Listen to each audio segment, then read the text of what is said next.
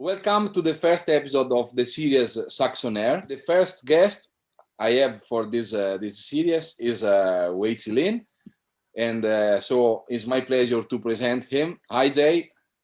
Hi. How are you? Thanks for accepting my invitation to this Oh, this series.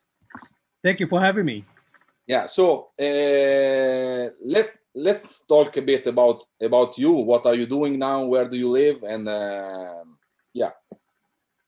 Well, so I'm originally from Taiwan, and then for a long time I was traveling all over the world.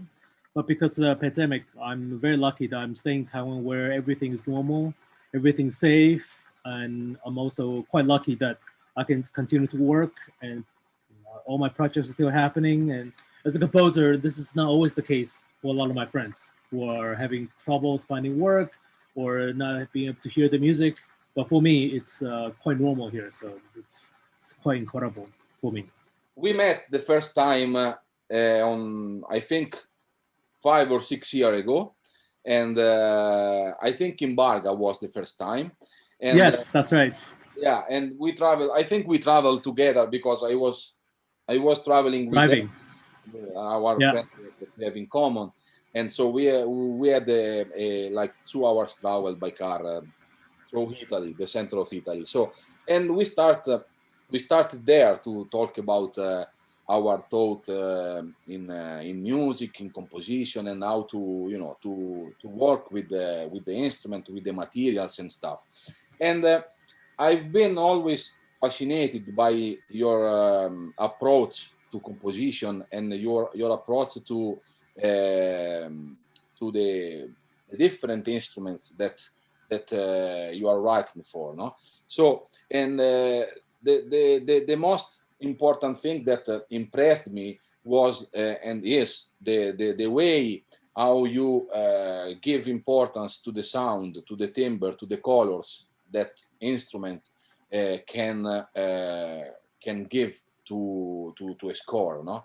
And so for these reasons, you work a lot with the performer and with the musician that are going to play your music. That is another very important thing to me in the composition and then in the performance process. So, what do you think about this? What you can say about this?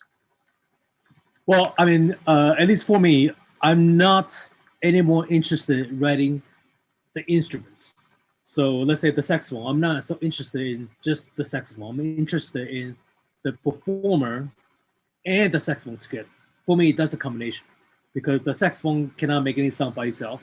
The performer is not really a performer without the instruments. So this combination, this unique relationship is what I'm interested in. So I'm also writing for the performer. So the piece I wrote for you, two pieces I wrote for you, the trio and then the solo piece. I knew you were playing. I worked with you, so I knew. Oh, okay, this is how you sound on this saxophone. This is how you make this sound, and for me, it's much more personal relationship for me to write the piece because my imagination, it's not just the sound itself, but also how you play that sound. How is that sound transmitted to my ear? How my fingers feel on the saxophone. I see, oh, this is what you're doing here. Oh, this is how you make that sound. I can feel it with my fingers, with my body. And for me, that's very important. And hopefully the audience can feel that in the sound as well, not just beautiful melody, but there's something extra inside. Yeah, yeah, that's true. And this is also your general approach with all the other with all the other instrument. I mean, I saw that, and I've listened to your last works where you had the pleasure also to work with Chinese instrument, no? Yeah, yeah. Traditional Chinese instrument. So how? Let's talk about this. How was this experience with very old instrument and how to approach to them in with contemporary music? Because I know your writing and I know we spoke already about your attention to the sound, but I know also that your writing is quite difficult, no? So how Yeah. to approach to a very old instrument? That was a very difficult challenge because I have to learn the language. So let's say the language of saxophone or violin, for example, something I knew when I was growing up because I studied Western instruments. So it's a little bit closer. But let's say, I don't know, pipa or zheng, all these traditional instruments, it's quite foreign to me. So it took me a long time to listen to all the music and to really know the instruments, to know how to write for the instruments, and then finally work with the players. And by doing all this work, I sort of have to understand the instrument in a different sense, meaning that I cannot just write a Western contemporary music style and adapt it to Chinese instruments. It's pointless because the way they deal with sound, the way they deal with resonance is very different. So, but the good thing is that the contemporary repertoire for all these instruments, at least for me, it's not so large. So there's a lot of room I can play. So I mean, for the saxophone, okay, all these great pieces already. What can I do to make something interesting? It's quite difficult. But for these instruments, I find a lot of freedom, and I don't. Yeah, of course. You know, there's no older masters that I have to look up to. Of course, they are, but for traditional music, but it's difficult. But at the end, I find that writing for both instruments is more or less the same because if I have to write for saxophone again, I have to relearn the instruments. I have to approach the instruments in a new way because I have to forget everything I knew before. You know. About Grido, no? Grido, okay, is a solo piece for tenor saxophone, and maybe later we will show some part of the score and some audio samples, no? And so let's start from the title. And what is behind the title, and why you you choose the saxophone to represent the ideas that are behind the title? Well, I knew I wanted to do something slightly different. Maybe I can go back a little bit. Is that I remember a long time ago, I think was maybe 2014 or 2015. I don't remember when. I was at Royaumont in France, and it's a fantastic festival for composers. And I remember I had to write a piece for two saxophones and piano, and it was a disaster. It was a terrible piece, and it's completely my fault. And it was more or less the first time that I really studied the saxophone, but the piece was not good. And then it took me a long time for me to reflect why it wasn't good. And I realized that one of the problems, you know, there are many problems, but one of the problems is that I was looking at all these books, technique books, and I just say, oh, saxophone can do this. I must use this. Oh, this sounds good. I must use this. Okay, this mutaphonic. Okay, great on recording the Marcus Weiss book. I use it. So I use everything, and I just jam everything in the piece. And that the player was so tiring from playing this technique for 1 second, that technique for 2 seconds, and jumping all over. It was a disaster, and the players couldn't really play the piece so well. And then I realized the problem is because I didn't understand the saxophone. I understood from book, well, the Marcus Weiss book. Say, this is the saxophone, but no, I didn't really understand it. So when I decided to write this solo piece, I said, okay, I don't want to make the same mistake again. I must somehow borrow a saxophone to really understand why is it so difficult to make this sound? How do you make this sound on the saxophone? Yeah. And I knew I wanted the saxophone to be the extension of the mouth.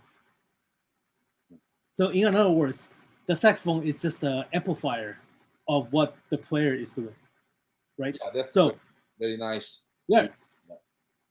Right. So as a human being, right, I can sing, I can shout, I can talk, I can murmur, I can do many things with my vocal qualities. So I want to do exactly the same thing with the saxophone. And the saxophone is just the extension of the body, right? So in order for me to do this, I have to know how it feels like to play the saxophone. And through this process, I find my body reacting to a sound and the sound reacting to my body. And this circle, this cycle between the instrument and me, yeah, for me, it's I get more inspiration that way of writing, and especially working with you. You tell me, okay, I will tell you why this I cannot play any softer, and then I can feel it, and then in that way, I feel somehow that the music it's much more personal. It's not Yeah. just like, okay, Marcus Weiss said that you can only write forte here for 2 seconds. Then you write 2 seconds. That's stupid. That's not music, you know. Well, I don't know. For me, what I mean, in the beginning, I was deciding between, I don't know, alto saxophone, maybe tenor, or maybe even the soprano. I consider a little bit, but at least for me, I feel like the tenor has such a big range of sound and contrasts, and then especially there are some registers where it's not so high, but it's almost like when a man is singing falsetto and very very high. This kind of quality of sound, it's not so clear sound, and it's a lot of very noisy, and something that I feel like the tenor saxophone resembles my voice, or at least our voice is the best. So let's give a quick view of the score and also some audio samples. So the first part that we will show now. So you are working with the multiphonics, no? But your idea of multiphonic is not. I just use multiphonic because saxophone can play the multiphonics. So there is something behind this the use of multiphonic. So would you like to explain it, or? Sure. Yeah. Well, it's a very simple gesture that I remember somewhere I saw in theaters or maybe some films where there's a kind of a very natural word calling, and where the voice is quite harsh, quite it's like split the voice, and then at the end there's a little glissando, and I can do a very bad imitation. Is there? And I thought, oh, this is such a strange sound, and maybe I can try to do it with the saxophone. And I also knew that if I just write melodiphonics, I mean, saxophone melodiphonics have been heard thousands of times by different composers. Every single piece I know has. Okay, so how can I use melodiphonic in a way where there's a new way of listening? Maybe perhaps has a new meaning to it. So I thought, this kind of very guttural, very noisy sound from your throats, and plus this very high glissando. This kind of sound, I can use saxophone to represent that. So all I had to do was to find the right sound, the right combinations. But the rest is just to work with this gesture and over again. Yeah. Okay. So let's listen to this part that is the real beginning of Grido.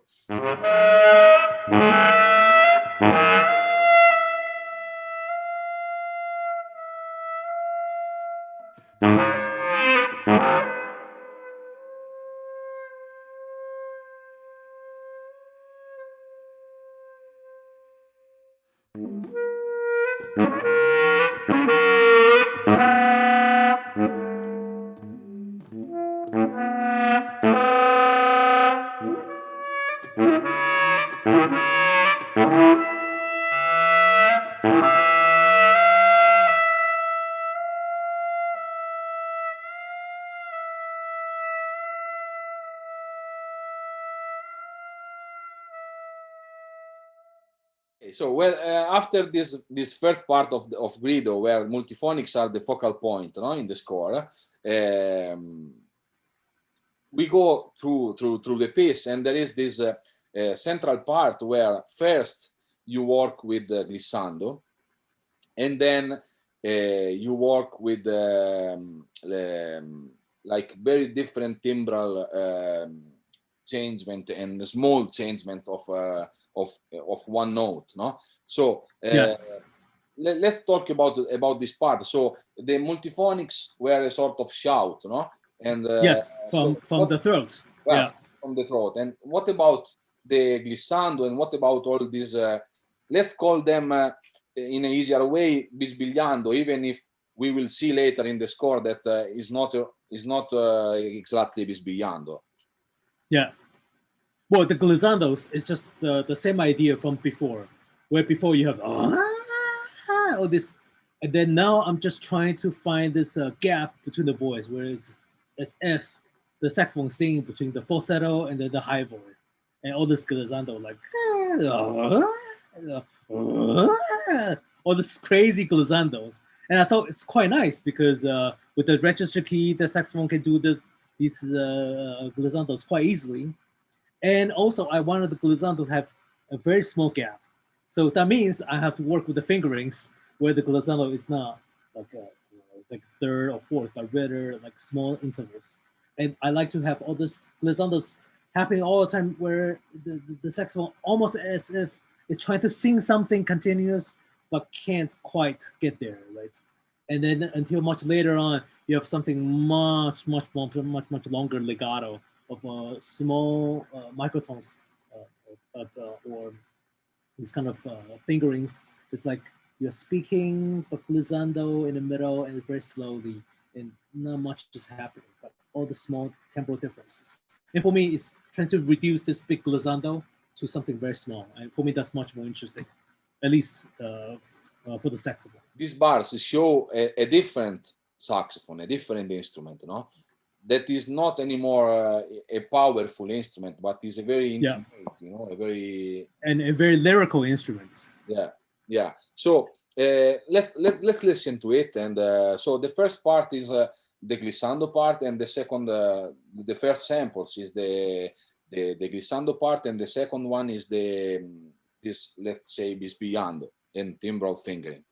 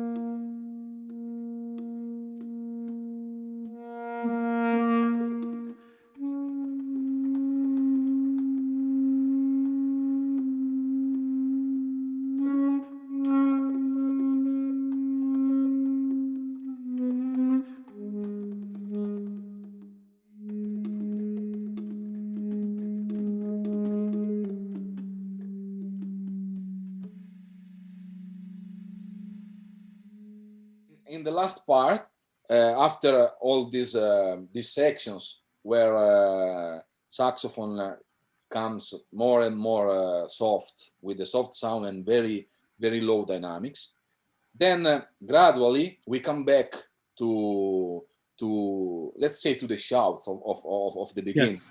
So like to have a sort of circle. So what is behind this form? I mean, is there a particular reason, or is just you know, a composition escamotage, let's say, or something? Well, I wanted to do. I mean, I knew because I knew it was going to be a long piece. I knew from the very beginning where the beginning, the ending is more or less the same. So it's always like a circle. So in some ways, you can continue to play the piece over and over again. It never ends.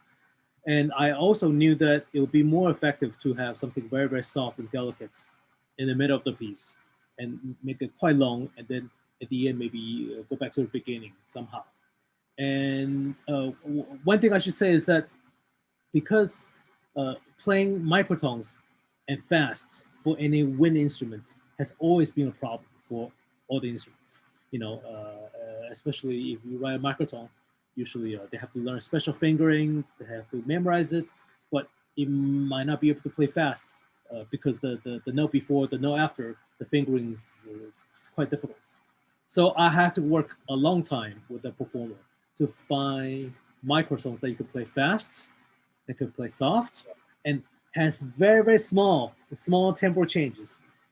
And to be able to do all these very beautiful sort of shapes and crescendos and so on and so forth. And that's something I could not have figured out on my own. It's really collaboration. Or else, I mean, from the very beginning, I knew I was going to write this, but I didn't know it was possible. And we tried so long for all these days, checking on the fingerings. Hey, this is possible. What happens when we do this? And then only because of this collaboration that I was able to write this section. Or else it's impossible because there are no fingering books for all these things. It's just the way it is. Yeah. So this was what we said at the beginning of this conversation. So how is important for both of us the collaboration, no, between composer and performer and composer. So it's not just a question of the composer write and the performer play and that's it, no.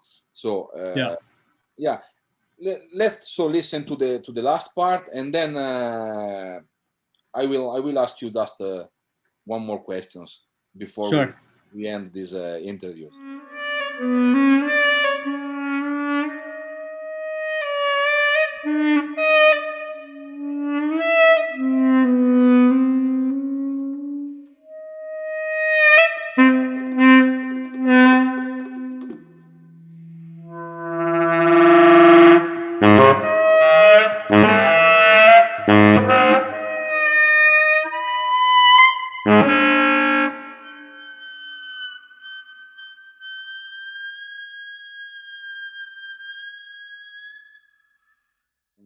I would like to ask you one more question. So, and why nowadays write for saxophone? And if you are thinking to write something else for saxophone, and in case, what do you think you would like to explore more in the instrument, on the possibilities that the instrument can have? Well, I mean, from my other example, the examples that I gave earlier, I think it will be a mistake, at least for me, to try to demonstrate all the excellent techniques on a piece of music. For me, that's not so interesting. I mean, when I was researching Grido, there were a lot of ideas that I ended up not using, and only because two reasons. One, I couldn't make those ideas or sounds my own. Okay, so for example, pizzicato or some sort of slap or some sort of typical sound that you hear on saxophone all the time. I just couldn't make it something that's interesting to me or something that could make the music more. I mean, the idea of the piece that I was working on. So I think nowadays to write for a saxophone, I'm much more interested to create something it's very unique, meaning that it's about the, like I said previously, like the performer and the instrument and the composer working together, and maybe just work on one or two very simple ideas and really go very, very deep with that idea. Yeah. So for Grido, right, I go very deep with the microtones, with the glissandos, but I think there's a lot more that you can research. And all the other effects, okay, everything that everybody knows, they become meaningless to me. Not because I don't like the sounds, because, well, let's focus on something special.